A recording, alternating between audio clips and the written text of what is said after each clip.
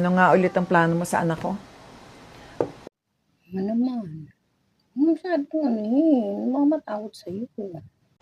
Anak, may karapatan akong magtanong.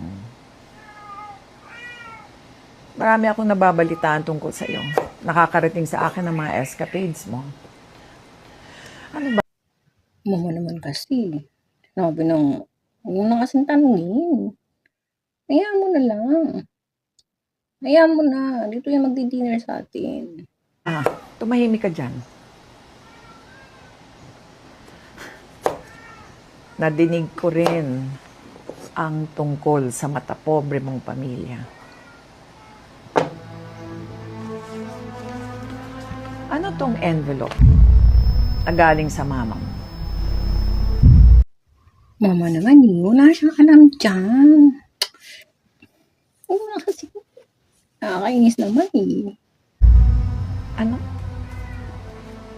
Hindi pa niya alam? Anak, hindi mo sinasabi sa kanya? Pumapayag ka na yurak-yurakan ka? Hindi naman kasi yung nanay niya makakasama ko. Siya naman hayaan mo na kami. Mahal ko Hindi kita pinalaking ganyan. Hindi man tayo mayaman, pero meron tayong dangal. Sabihin mo sa nanay mo, isaksak niya yan sa baga niya.